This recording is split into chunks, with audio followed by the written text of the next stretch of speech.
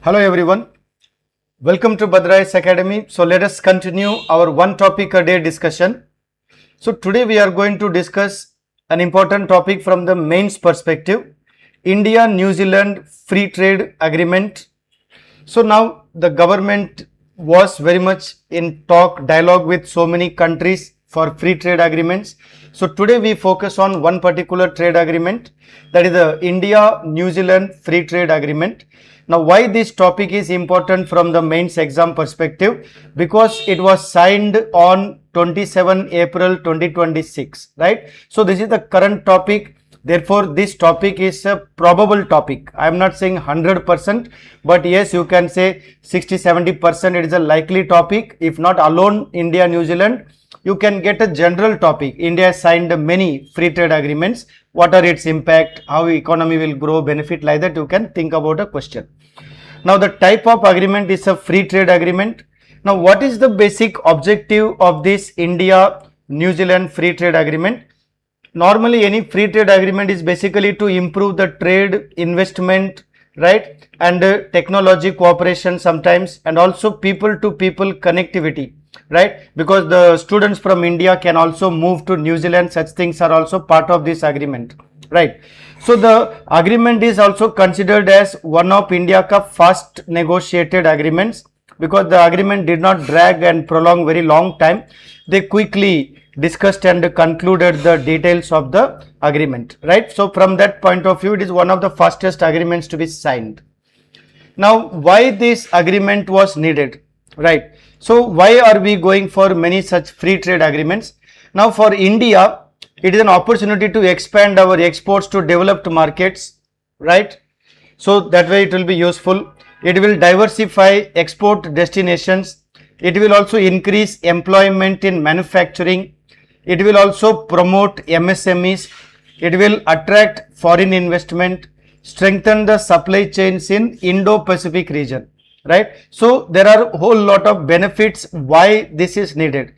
So this kind of a topic or concept you can introduce even in the body part, like soon after the introduction you can put this subtitle, why the agreement is needed, for both India and New Zealand, so your presentation will look little better. Similarly, why this agreement needed for New Zealand? Because better access to world's fastest major economy, right? So New Zealand also will benefit by having a trade relations with India, reduce New Zealand dependence on China, and increase agriculture and service exports to India, and deepen strategic partnership with India, because now India is one of the global emerging major economies. So New Zealand also stands to benefit, India's big market will also benefit New Zealand. Now what are the key highlights about the India-New Zealand trade? Now if you see, India receives about 100% duty-free access for exports to New Zealand. तो India से बहुत सारा goods and services जो export होते हैं उसमें बहुत सारा गुड्स का 100% ड्यूटी फ्री एक्सेस मिल जाएगा न्यूजीलैंड में, मतलब our export will become easier. And New Zealand also receives about 95% of exports to India, where tariff will be either reduced or tariff will be eliminated in India. And also approximately 57% become tariff free from day one, with the remaining tariff will reduce in a phased manner. Therefore, what happens? Both India and New Zealand will stand to benefit from this trade agreement, right? So now in this agreement, another important thing that we need to keep in mind is the investment, right? So if you look at here, investment perspective, New Zealand has made investment commitment in India. So they will invest about 20 billion US dollar, that is the idea, over the next 15 years. Now the focus will be, like if you see here, on infrastructure, clean energy, logistics development, technology, food processing. This is one of the major emerging areas in India, food processing and manufacturing. So now therefore what happens? India will get some investment coming also from New Zealand. It will benefit and boost our economy in various ways. Okay, so therefore it is a bilateral economic cooperation for a long term, because 15 years over a period the investment will keep coming and it will remain for a longer term. Now benefits for Indian exporters, which are the sectors that stand to benefit? Like if you see here, textile sector will benefit, apparels industry will benefit, that is the made clothes, then leather will benefit, footwear will benefit. Now you see, most of these are what we can say labor intensive: apparel, leather, footwear, gems and jewelry. Another great sector that benefits is pharmaceutical, because Indian government had this project to make India as the global pharma hub, so that pharmaceutical also needs to focus on. Then engineering goods will also benefit from India, and chemicals, lot of chemical industry in India will benefit.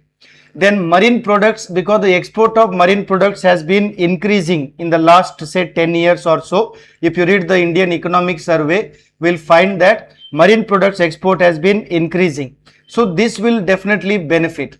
Then processed food, because the food processing industry, that is where the processed food industry will also benefit. Then ceramics as well as the handicrafts, these also will benefit. But most of these kind of industries we can say is also labor intensive industry. So India mein it will also create employment opportunity. So this will become one subtopic for your mains answer writing from this particular mains topic. Okay. Now when we talk about services sector, what are the services sector that might stand to benefit? We will have a IT and software, financial services, education, tourism, professional services, construction and health services. So various services sector will also benefit. So in your mains discussion, you can make two separate subheading. One is the goods trade, how it will benefit. You can mention all these areas, and then services you can mention separately. Then as I mentioned earlier, this talks about investment. So you see, your answer can be divided into subtopics. Clear now? Now students also will benefit from here. This was the major discussion when the India-New Zealand agreement was going on. Okay, it was a big news also. Now many students who are traveling from India and are in New Zealand, so they will find post-study work opportunity. That means after they complete their study, they will be able to find employment opportunities there, right? And easier mobility for STEM graduates, so that science, technology, engineering, all these, those who are going there, they will also be able to benefit. And skilled professionals will also be able to travel and deliver there. They will get job opportunities there. So the new visa route covering about 5,000 skilled occupations will be created. So therefore, if you see, in this way, enhanced educational cooperation between India and New Zealand, it will greatly, benefit those who are looking for job opportunities outside India. Students who are going there, study and then also find employment over there. So this is actually a very good move. Now this could be another subtopic in your answer writing perspective. Okay. Now, customs and trade facilitation. When we talk about removing tariffs or zero duty, so the whole question comes around this one, customs, right? Now, the agreement therefore includes rules of origin. That means what? Products which are originated in India only, they will be able to get the, concessions or the duty free. Then digital certificates of origin, that means what? You don't have to physically prepare. So most of this will become digital certificate, so that it's easier to verify, easier to transact. And simplified customs procedure, so the number of documents etc. will be reduced, and most of it will be digitized, so that it will be easier to get the information exchange. Faster custom clearance and transparency in regulation, because all the rules and regulations will become very transparent for both countries to travel, right? Then reduced non-tariff barrier. Like a non-tariff barrier means what? Putting some quota restriction, sanitary and phytosanitary conditions, those are called a non-tariff. Tariff means directly imposing tax on the imported goods. Clear?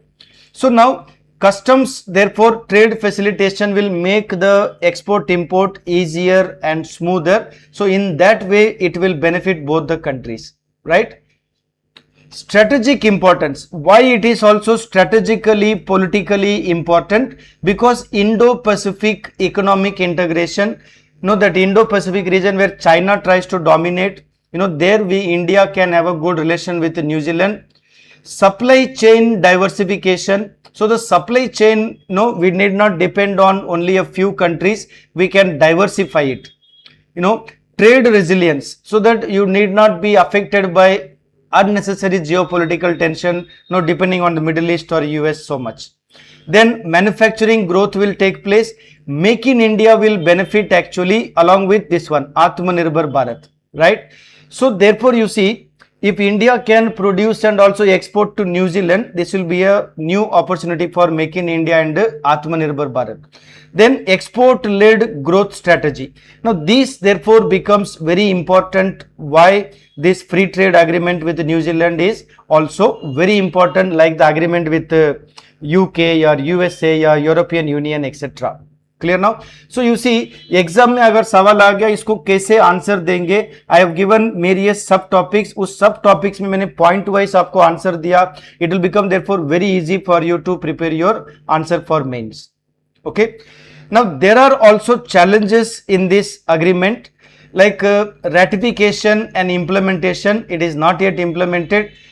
Then meeting the sanitary and phytosanitary standards. This is what we call the SPS conditions. Then increased competition in some sectors might be there because of New Zealand ka things coming into India, and compliance with the rules of origin. That means you have to make most of the things made in India. But if they are imported from somewhere else, then the rules that becomes complicated. Then ensuring that MSMEs also fully utilize the agreement. So MSMEs should be able to produce high quality products, to be able to export under this free trade agreement. Clear now? So what is the expected outcomes? It will increase the bilateral trade significantly between India and New Zealand. It will boost our Indian exports. As we told already, it will generate employment because most of the things in the goods sector are labor intensive sector, like gems, jewelry, leather, footwear, food processing industry, etc. It will also attract what we can say foreign investment into India, because New Zealand also will invest in India. It will strengthen the micro and small medium enterprises, MSME. It will enhance strategic partnership between the two countries and improve market diversification for Indian exports. As I said earlier also, India need not only depend on the Middle East or the USA or the European market. We could also now think about the other markets like New Zealand. So therefore this agreement, you see, is able to give a lot of benefits to India. So in this way you can actually prepare your mains answer writing. So this topic I explained in part by part how you can prepare the answer. Clear? So if you are looking to prepare for any competitive exams, even for SSC, banking, railway, ADRE, Assam police, etc., any state level exam, you can contact BhadraIASAcademy at 8638391721. And keep watching our videos for any other information, and we will keep on sending you more and more topics for your exam preparation. Thank you.